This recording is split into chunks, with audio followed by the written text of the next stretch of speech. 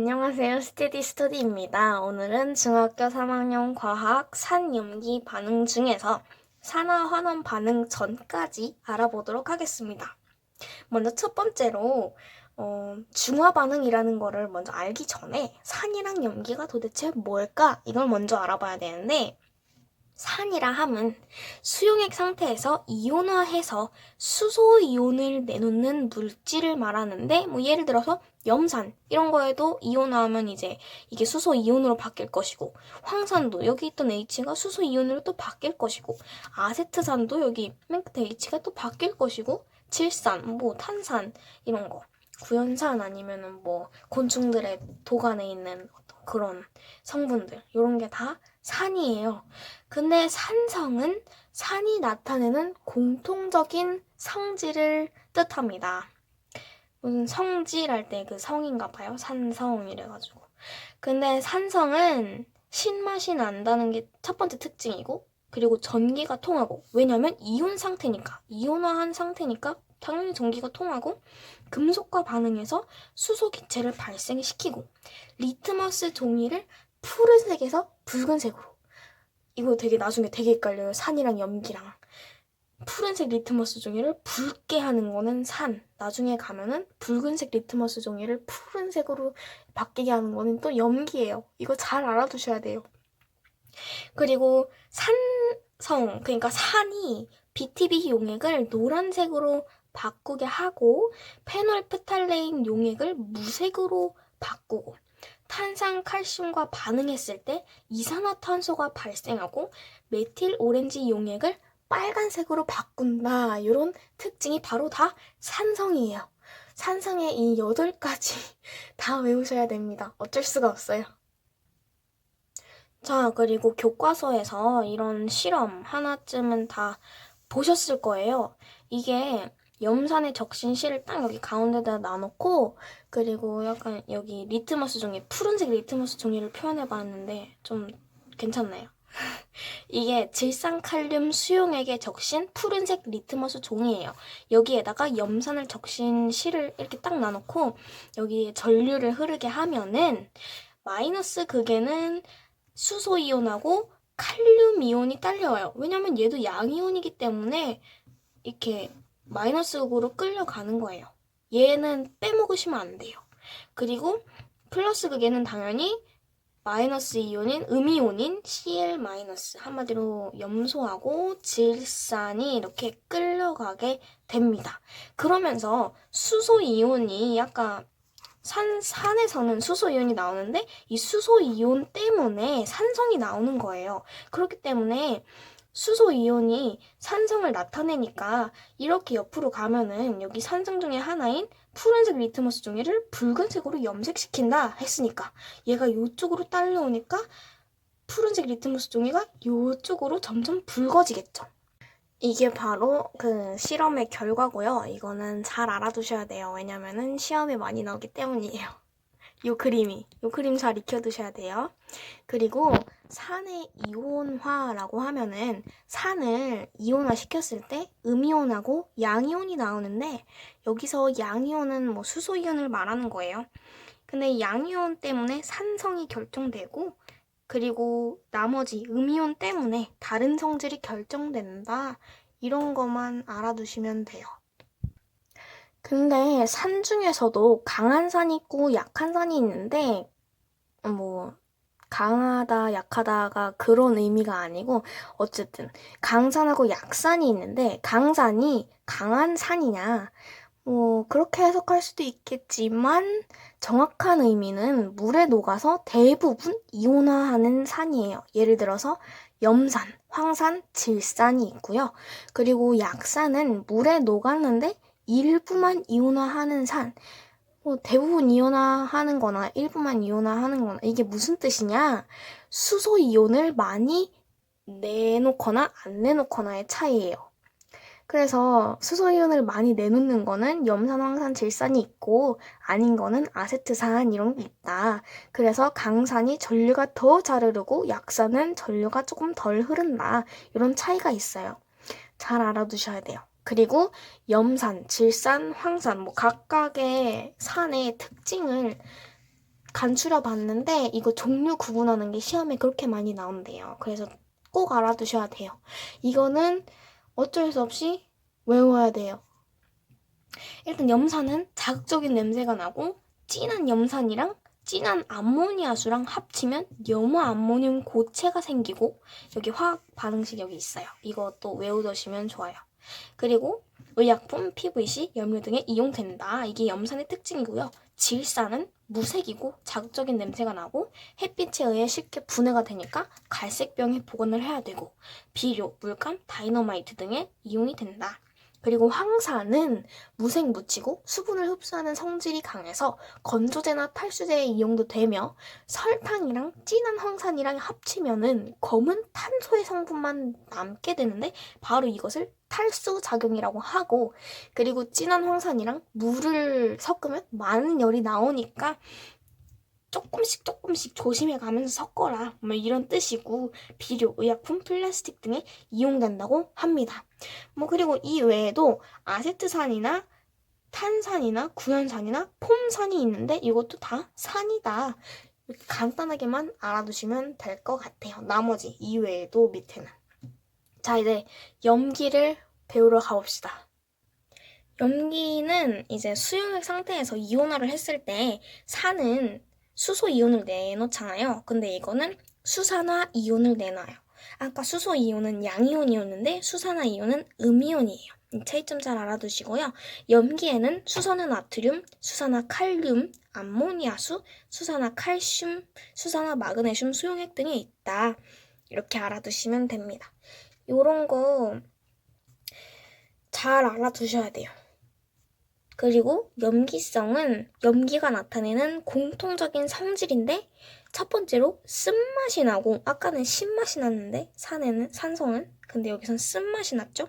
그리고 얘도 당연히 이온화된 상태니까 전기가 통하고 단백질을 녹이는 성질이 있어서 피부에 닿으면 미끌미끌거려요. 그래서 비누도 이렇게 문지르면은 미끌미끌거리는 거예요. 그리고 얘 드디어 나왔다. 붉은색 리트머스 종이를 푸른색으로 변화시킨다. 그리고 BTB 용액과 반응했을 때 파란색으로 변한다. 이 BTB 용액이. 그리고 페놀프탈레인 용액을 붉은색으로 바꾸고 메틸 오렌지 용액을 노란색으로 바꾼다. 이 특징도 다 외우셔야 됩니다. 그리고 여기서도 아까 실험할 때랑 거의 비슷하게 해놨어요. 이거는 또 뭐냐면은 수산화 나트륨의 적신실이고요. 이번에는 염기의 적신실이죠. 이거를 어디에 넣느냐? 붉은 리트머스 종이인데 어떤 붉은 리트머스 종이이냐? 이것도 마찬가지로 질산칼륨 수용액의 적신 붉은색 리트머스 종이다. 근데 여기에다가 똑같이 전류를 흘려봤을 때 이번에는 마이너스 쪽으로 딱 가는 게 아니고 플러스 극으로 파란색이 이렇게 옮겨간다. 왜 그러냐 봤더니 바로 플러스 극으로 OH-, 즉 수산화 이온이 딸려가고 있었기 때문이죠. 전류가 흘렀으니까. 그래서 얘 때문에 이 염기성을 띤 요 OH-, 음이온 때문에 플러스 극으로 파란색이 점점점 이렇게 퍼진다. 이 결과도 잘 알아두셔야 됩니다.